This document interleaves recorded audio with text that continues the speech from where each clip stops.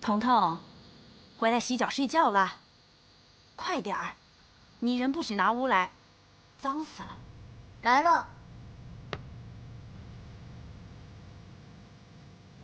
习习古风，文风举雨，天孔将至，惟余于汝。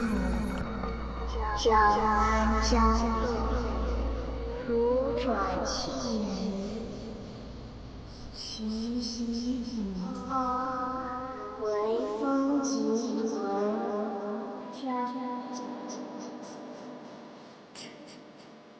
娘，江安江路，娘，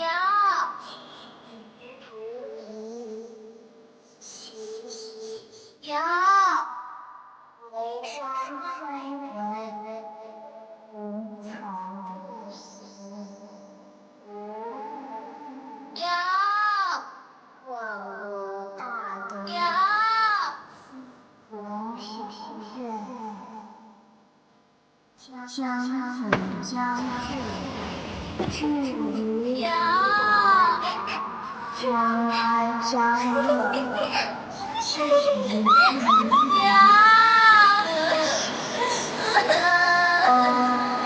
眉山飞闻。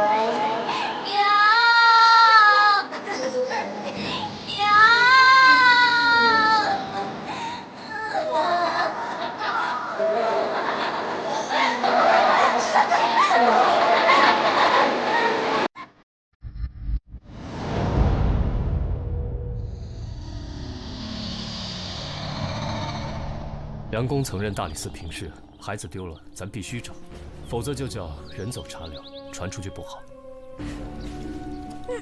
夫人，少卿夫人，我能问一下，你最后一次见到孩子是什么时候？我不知道，想不起来了。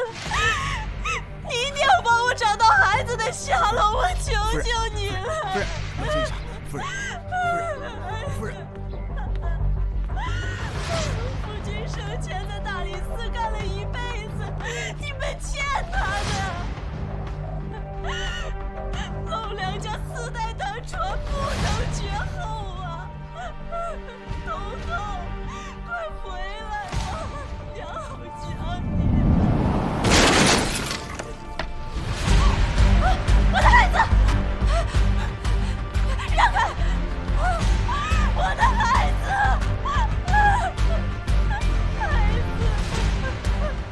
夫人请节哀，我们一定严惩凶手。彤彤，你这一走，娘也活不下去了，你回来呀！哎，你别生气了嘛。那只野鸡是我用来做标本的，你凭什么吃了？难得找到品相这么好的，真讨厌。哎，双叶，你们就是缺了只鸡嘛，我赔你只鸡呗。去死！哎，双叶，哎，我发誓我真的不是故意的。你也知道我很容易饿的呀。双叶，卖泥人儿！哎呀，哪个泥人啊？哎，双叶，你别生气了，我送你个泥人。我错了，我发誓再也不贪嘴了。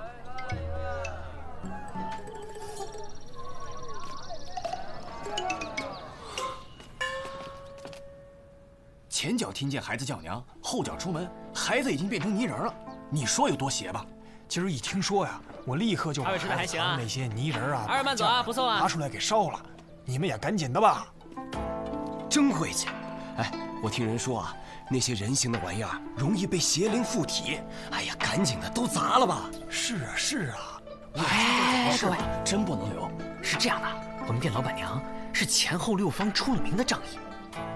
而且我们店里人多阳气重，所以说我建议呢，就是大家把这个不需要的这个摆件、泥人都统一拿到我们店里来，让老板娘统一销毁。好主意，不错，这主意怎么样？这主意不错。哎，大家快去拿吧。哎，对，走，快去。前辈，年轻人嘛，没有危机意识，集中销毁呢会浪费大家的时间。所以呢，我们应该早发现、早解决，各自在家里面销毁才对嘛，这样才能永绝后患。各位慢慢吃，凡社永远欢迎你们的光临。哎，谢谢老板娘，直接给我也可以啊。是了，赶紧回去吧。哎，走，回去吧，回去吧。想诚心害死老娘啊？这事儿你怎么想不明白呢？啊，咱们呢先暂时把这些东西收起来，等风头一过了之后再拿出来卖，到时候货又少，咱们卖价又高，多肥的外快。你敢？我告诉你，这种东西以后不准进我的店。这种钱你也敢赚？你脑子进水了你！哎，这有什么好担心的？你还真的是女友杀人呐！哎，你别听风就是雨，你好好想想。哎，如果我是那女友，我哪天发现自己能动了，早满世界撒欢去了，谁还有闲工夫杀小孩啊？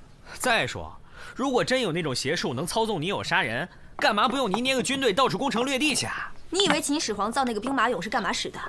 我怀疑秦军统一天下就是使用了这种邪术。幼稚。那你觉得，厨房里挂的都是辣椒仙子，还有大蒜大王？啊！你后面那花盆里还有花妖呢。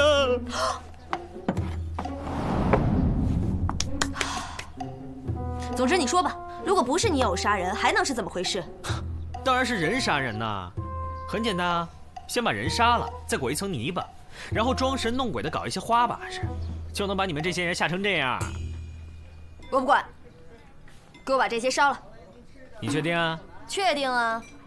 好。哎，凡社古着大甩卖了啊！这些都是名人之物。哎，青楼名妓亲手做的玩偶，望桃花了啊！这是前朝才女家里的摆件，摆在家里文思如泉涌了。世间仅此一件，时不再来了。哎，大哥，哎，这位大哥，过来看看。哇，这可都是高级地摊货呀！我不买东西，不买东西，我找人。哦。你找人啊？你找谁啊？这派我都熟，我是这儿老大。我想问一下，黄三炮在吗？哎，你找他呀？找他去大理寺啊？这儿是凡社。我刚就是从那儿过来的。富商人说他去办案了，还说兴许这儿能找到他。找他什么事儿啊？我可以帮你转告一下。是这样的，今早我一起床就发现孩子不见了，这到了中午孩子还没找到，我去报官，可是官府不受理，还说让我自己好好找找。我想着三炮认识的人多，说不定能帮我打听打听。你家的孩子也丢了？这样吧，我看见黄三炮的时候我会告诉他的。不过你也别着急，你再挨家挨户找找，说不定孩子就是顽皮到哪儿去玩了呢。你这儿来往人也多，你也帮我多留意留意吧。行，你放心吧啊，有消息我通知你。好，谢谢。哎，你真不看看东西啊？不看了。哎，你真不看？三毛，四娘来了！不，哎，有大客户下楼了。大客户，哎，这摊你帮我看着点啊！我还干活呢，分你一成。嘿，你要买吗？掌柜的，客官您好，吉祥如意，好运相伴。客官，您看需要点什么？随便来点吃的，越快越好。好的。吃的？好的。哦。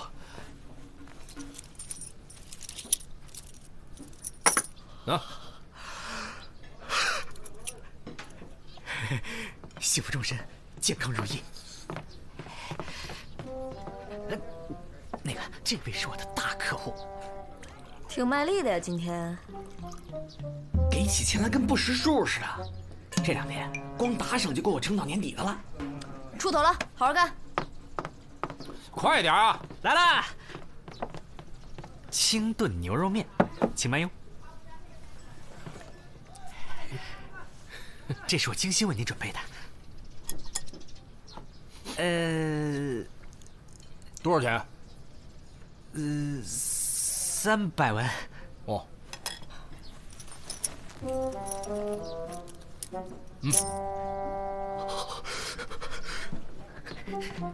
哎，300文一碗面，牛肉贵不行啊！不要挡着我发财。哎呀，那泥人的案子听说没有？我看不去，我现在除了赚钱哪儿都不去。不去啊。好。这位客官，要不要再点点什么？我们这里还有很多好吃的，最重要的就是价格公道。您看看。我们这是私房菜，不需要看菜单，是吧，客官？哦，我这就够了，谢谢啊。嘿嘿，祝您好胃口啊！哎，健康如意。哎，客官，哎什么哎呀？诚心捣乱是不是？去不去？不去。不去别想发财。哼，不发财就不发财。哟，还想打人？打人了！大理寺卿打人了！李少卿，看看哪些家具趁手，先把账结了，一会儿往死里打，砸坏几样赔几样。好的，算你狠。哎，去不去啊？有明案。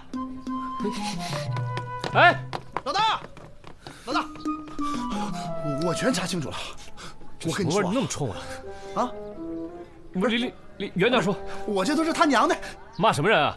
不是，我这都是孩子他娘，在我身上蹭的鼻涕眼泪啥的，所以身上都是胭脂味儿。不是，我查清楚了，知道吧？我在这个孩子他娘哭昏之前，我就已经问出来了，他这个泥人在哪儿？去，在哪儿买的？我知道。结果那个商贩我认识，知道吗？他肯定是凶手。怎么说？我跟你讲啊，就是他过去，就是他在3个月前吧，他那个孩子啊生病死了。这个孩子呢跟那个孩子呢长得差不多大，所以说呢，他估计看人家孩子和和美美的嘛，又悲痛又眼红，一时脑子不清楚，就下了毒手。不，我看你脑子不清楚吧，被胭脂糊住了，赶紧把这身衣服洗了。不是老大，我分析的不对。去，洗。不对吗？不是，在这洗不花钱吗？去。啊。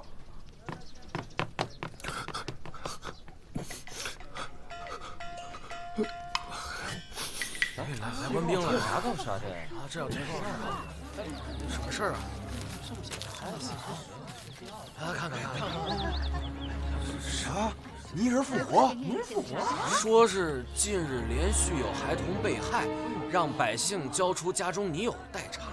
还有这种事？我们走吧。哎，去那个泥人贩子家。我准备好了。去什么去啊？就这会儿功夫，东市又死了一个。跟我走，去现场。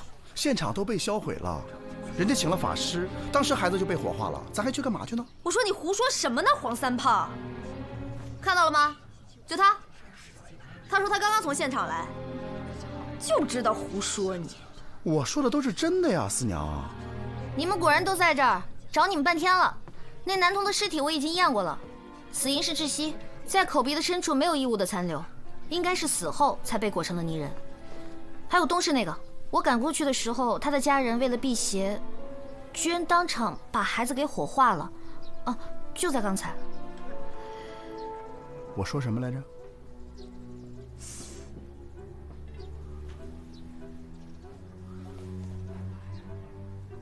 三炮，你刚在洗澡啊？洗了。你怎么知道的？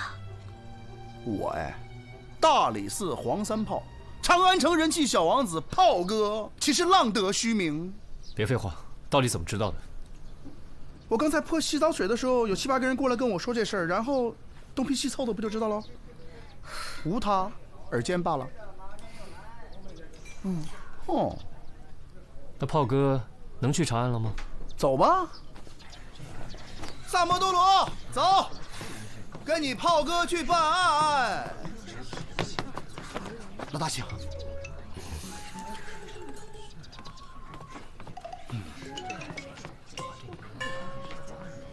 炮哥，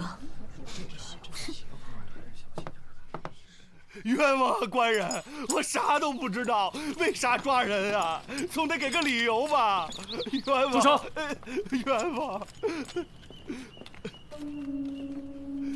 李少卿，我等正在捉拿泥人案的罪犯。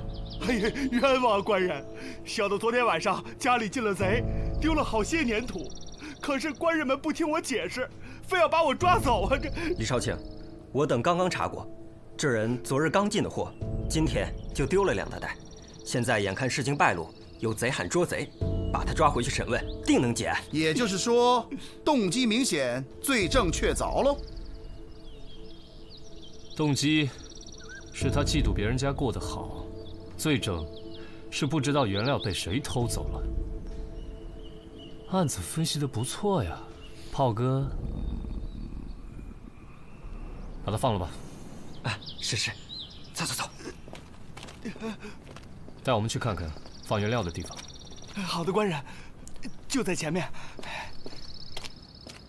昨晚你有听到任何响动吗？昨天白天吧，生意不错，我那一时高兴，提了些酒回来，就和妻子呀喝了点儿，早早的就睡下了。哼，卖泥人儿真能赚钱呐！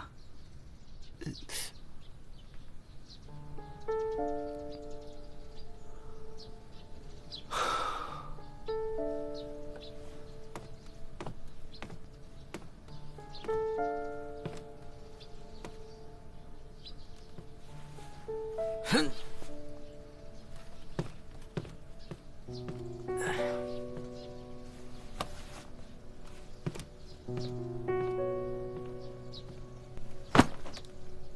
这么个袋子，能把一个孩子包裹进去吗？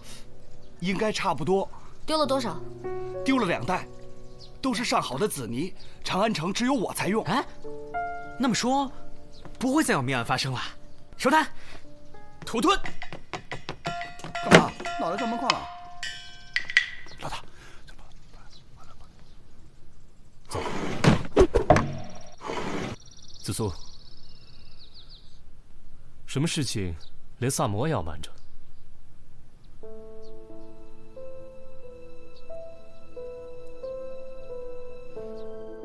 啊，子苏姑娘，那个你跟老大有要事商量，我先回避一下。等等，子苏，三炮你都信不过，那也别信我了。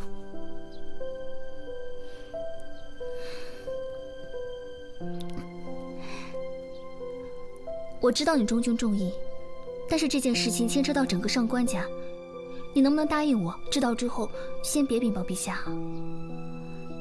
这需要酌情考量。若是叛军忤逆，绝不姑息。我信你，你可信我？不信你，我就不来了。吐蕃最近进贡了宝物，到了长安城，这事你知道吗？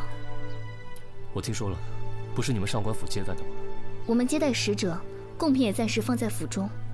我跟父亲为了确保安全，亲自取样了那批贡品，然后又重新封了起来。当天贡品名册已经上呈，宫中传令使者后天就要面圣。所以，到底出了什么问题？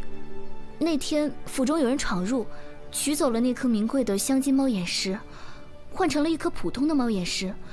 因为担心陛下会怪罪，所以我们只能低调行事。府上派人暗中调查了1天，也没有什么结果，那使者也吓得不轻。所以，你想让我帮你追回那颗镶金的猫眼石？啊，对了，那天府中闯入那人，我们府里的仆人都去追了，但都没有追到他。对方武功很高，还用这种暗器伤了人。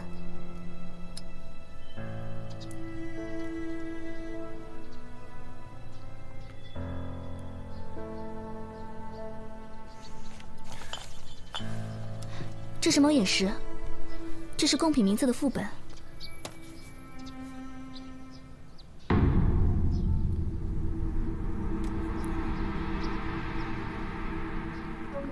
你确定原本写的是镶金猫眼石？怎么了？这上面写的就是猫眼石。金丝血之娟10匹，温泉双耳宝瓶1对，猫眼石1颗。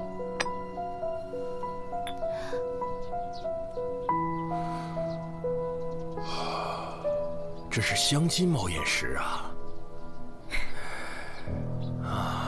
上官公平日也爱赏玩这些。啊，略知一二。宫中的猫眼石色泽以白和黄为主，这种赤色蚕丝的品种可是极难见到啊！老夫以为，像这样的品种，只有天上有啊！没想到此生还能亲眼一见。甚好，甚好。此物据说是罕物，可我国上下也没懂鉴宝的人，国君还怕它品质太差，触怒唐皇呢。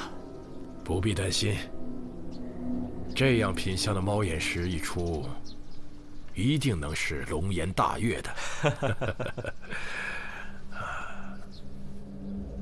怪不得呢！我听说吐蕃人眼里的稀罕物就是和我们的不同，给他们做一碗汤饼，他们吃的有滋有味的；可是给他们做一碗鲜美的菌汤呢，他们又不稀罕。他们这是一贯的不识货呀！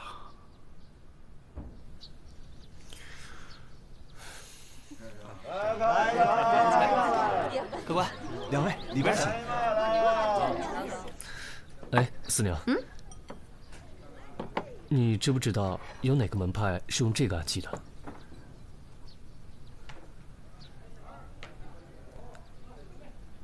那麻烦你帮我查一下，从前夜开始，长安地区及周边有没有什么人暗自出售镶金猫眼石？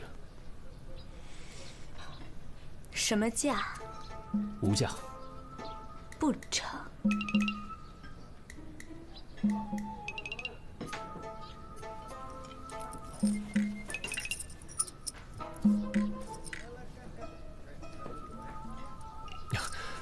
紫苏会来跟你结账。哎，四娘，你信不过我老大，你还信不过紫苏吗？这镶金的猫眼石吧，是稀罕物，只要有人出手，我第一时间就能收到消息。放心。但这件事事关重大，一定要低调去找，千万不要声张。只要价钱公道。掌柜的，哎，这不是吐蕃的2头乌猪肉，你还敢卖这么贵？不信你们自己查，怎么回事啊？这，好你个萨摩多罗！你是不是想问猪肉的事啊？我正想跟你解释呢。本来呢，我想替你试一下真伪，没想到呢，你太抠门了，每次就买那么一小点，我一口就吃没了。不过没关系啊，我现在已经研制出了新配方，用那个绿豆泡水，然后呢打磨沉淀之后呢，把那个绿豆抹在猪肉上，你猜怎么着？味道特别的好。不过绿豆钱是我自己垫付的，哎，不过没关系啊，咱俩这关系，绿豆钱就算了，哪怕你让我偷天换日，我也得硬着头皮去摘，不是吗？不过你听我说啊，这次的食客真的是嘴太刁了，原来这么多次都没有发生过这样的情况。不过没关系，我马上就去研制新配方，放心吧，等我好消息。我跟你，老大，快！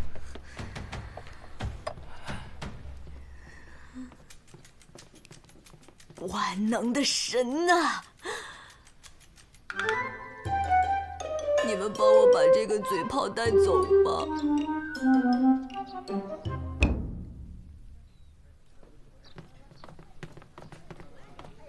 美好的一天又开始了，客官你休息的可好？好。不是，啊，怎么能挡我贵客到呢？啊？客官请。哦，对了，再帮我续3天房。好嘞。您今天出门大吉大利啊，事事成功，事事顺利。帮我贵客续3天房。我突然有点心疼他。你是要在这3天，把人家一辈子的积蓄给榨干呢？老天爷赏赐我的，天道酬勤。小萨，跟我去办。你老大呢？老大跟紫苏姑娘去办别的案子去了。是不是他们那个案子悬赏更高，拿的更多啊？走，算了吧，人家办的可是机密要案，就你。好。对了，我跟你说一声，现在那个泥人案件归我负责，你我的了。是吗？恭喜啊！该干嘛干嘛去吧。哎，不，我不带跟班的出门怎么能威风起来呢？跟你老大办能拿钱，跟你屁都拿不着。钱照付，表现好了有红包。走着。红包。有你啥事儿？少卿，这条路线就是那晚追小偷时候走的，往那边。那小偷就沿着墙一直往前来着。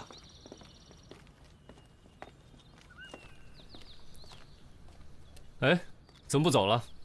那天就追到这儿，就追丢了。李志，哎，老大，我们在办泥人案呢。我们顺着那晚追小偷的路线才走到这儿的。事情就是这样了。你生气啦？这件事情我也不是有意瞒你，如果稍有差错，就是欺君之罪，所以不能莽撞行事啊。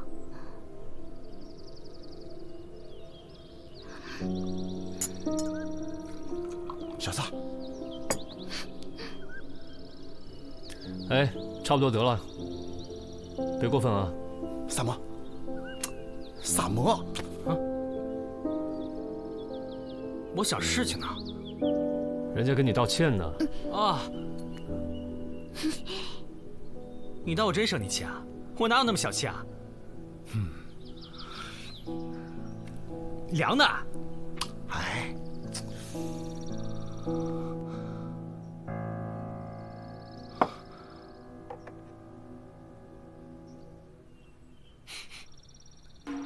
老板，哎，来了。哎，你们家昨天你和你夫人喝酒的时候是用的这个茶杯吗？是啊，我们家不常喝酒，所以呢，家里边也没个像样的酒具，酒杯酒壶呢就用茶具来凑合了。哎！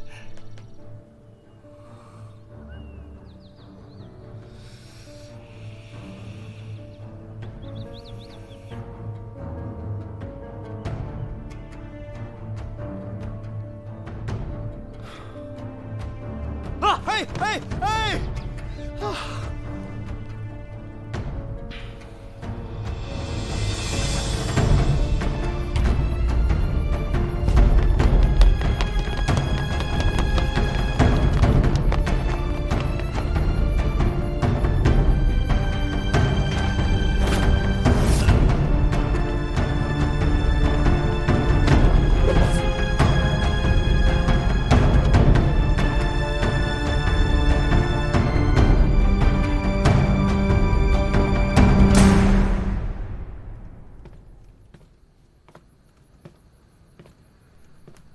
告诉你，老实点儿，别逼炮哥动刑。敢抓你，就说明有证据，你最好自己坦白，争取宽大处理。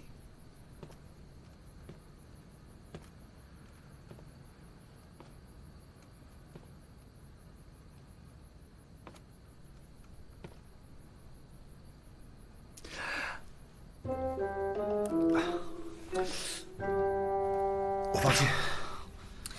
你早说呀！要没有你这出，我不仅听完了，走路都走回家了。我想试试吗？我以为从结果推前面是没问题的，结果推来推去，哪条线也勾不到他身上啊！来，小撒，你来。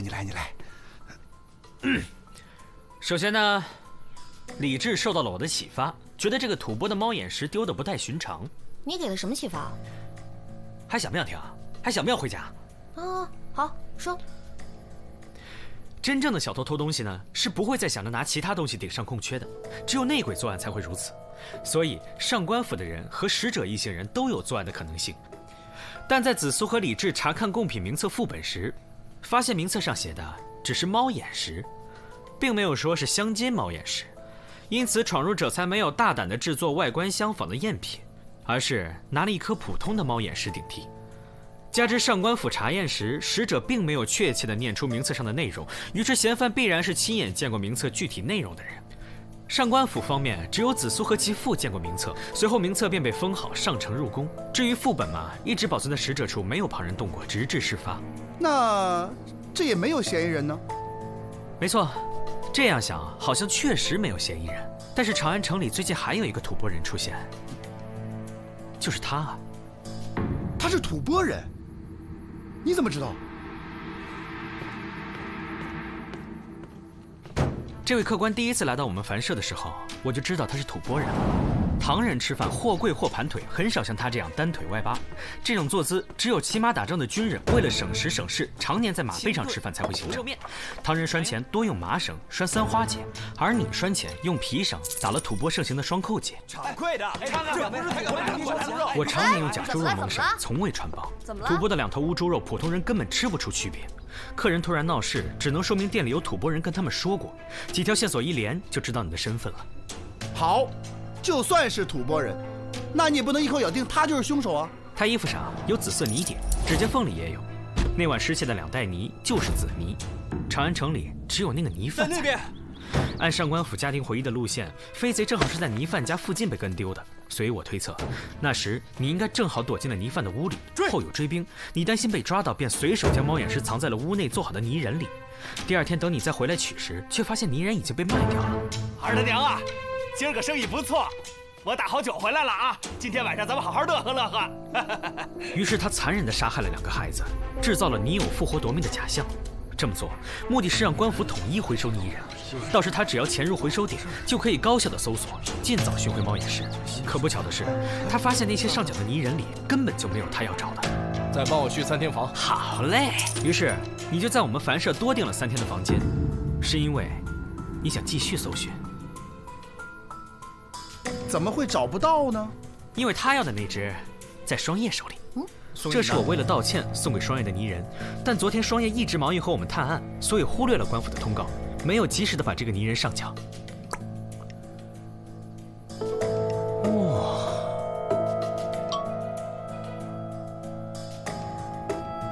紫苏，虽然我们看到是死了2个孩子，但实际上你却掳走了3个。你说什么？还有第3个？昨天有一位男子来到凡社找3炮，想托3炮帮忙寻找他丢失的孩子。其实，在紫苏刚跟我讲这个案子的时候，我就已经知道凶手是谁了。不过有一点我想了很久也没想明白，扛着2大袋陶土到处走，行动太不方便，所以他十有八九是把孩子掳到泥人商贩的仓库里，趁夜和泥裹尸。可是我好奇的是，如果发生这么大的动静，为什么泥人夫妇都完全没有察觉呢？直到那天紫苏你端给我一杯茶，凉的，我才彻底想明白，你一定是不知道我们中原有一个酒满茶半的讲究，意思是倒酒要倒满，而倒茶只需要倒一半。你把可以令商贩夫妇昏睡的过量吐蕃迷药下在了他们家的茶杯里，确实，这怎么会留下证据呢？这药原本应该是跟着茶水一起喝完就没了，可是这泥商呢？为了防止做泥人时扬起的灰土落入茶中，自制了一种带有杯盖的茶杯。当夜，泥商夫妇用茶杯饮酒，杯里的酒一满上，再盖上杯盖，那股混着异香的酒立马就沾到杯盖上。如果现在去搜一搜你的衣物，应该还能找到你剩的备用迷药吧？3炮。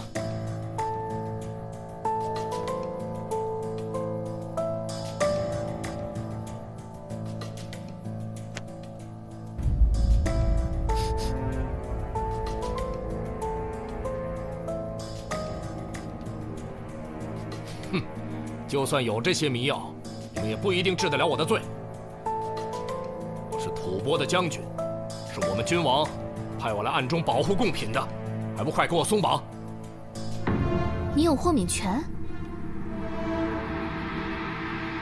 这什么意思啊？意思是，我们不能审讯他。他若能算是外国使节的话，就享有豁免权。若在陛下面前没有足够的铁证，他又拒不认罪的话，我们就放他走。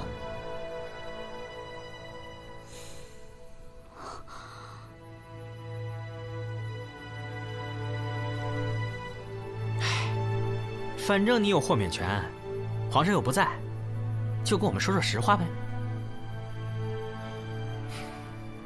确实是我国君王派我来的，目的就是为了追回这颗猫眼石。可是当我快马加鞭到了长安的时候，名册已经呈上去了。为了不惊动唐王，我才想到了调包计这个计划。为什么要追回那颗镶金猫眼石？你们有所不知，这颗镶金猫眼石上所镶嵌的乃是上古神兽玄武。玄武有长命百岁之意，本是极好的寓意。可使者出发后，有人提醒我们君王，唐王当年在玄武门弑兄一事，若拿他进贡，只怕会触怒唐王。所以才派我到此，无论如何也要把这个贡品追回。你说什么？所以你们就为了这么个不着边际的说辞，残忍的把那几个孩子给杀了吗？如果真的得罪了唐王，战火纷飞，我吐蕃百姓都要遭殃。用3个孩子的命，换我整个吐蕃百姓安危。我想，这笔买卖还是值得的。所以说，3个孩子的性命在你看来就是笔买卖吗？你说话呀！四娘，等一下，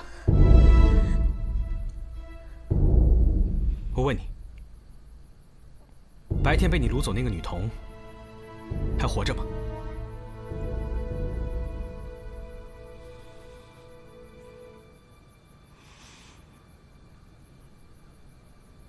你没有理由杀害她，所以那个女童她还活着，对不对？你都已经有豁免权了，为什么还要多捏一个筹码呢？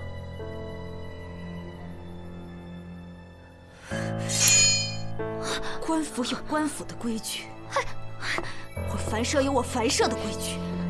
官府审不了你，我四娘还审不了你吗？让你试试公孙四娘的私刑，你就该知道你有多珍贵了。等等，四娘。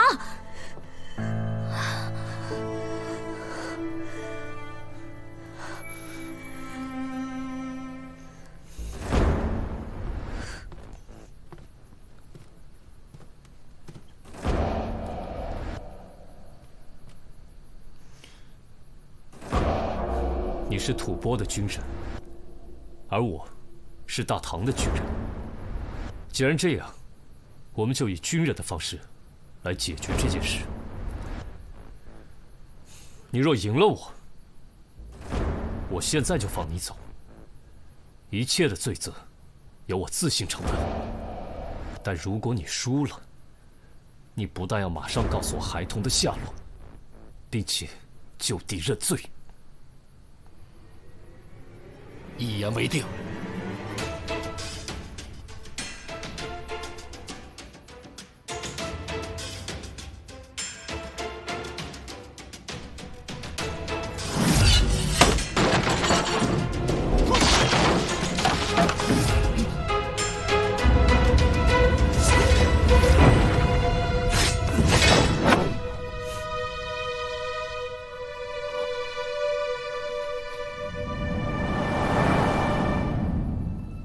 还有什么好说的？我无话可说。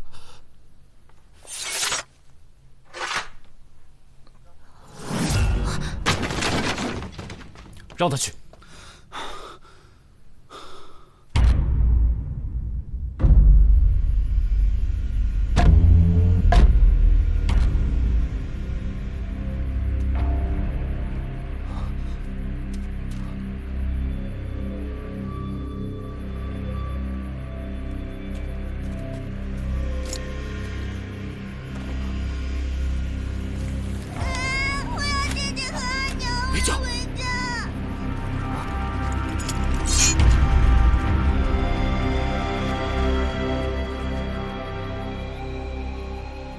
怎么找来的？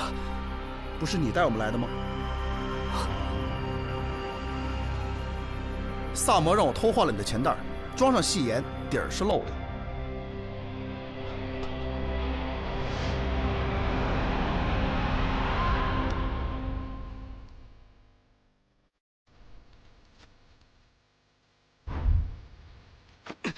你们。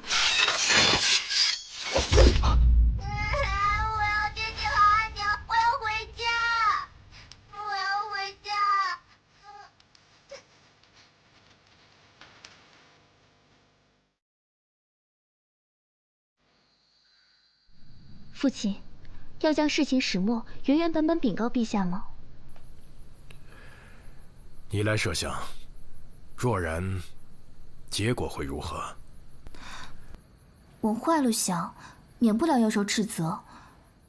再者，不知皇上会不会怪罪吐蕃国君？怪罪我们倒是轻的。若是圣上真的施为于吐蕃，那一方百姓的日子可就真的难过了。那父亲预备如何？尊重吐蕃国君的意思，呈送普通猫眼石，将相机猫眼石和罪犯的意识罪状一并交给吐蕃国君。至于罪犯本人嘛，找个理由交给大理寺处决了。是。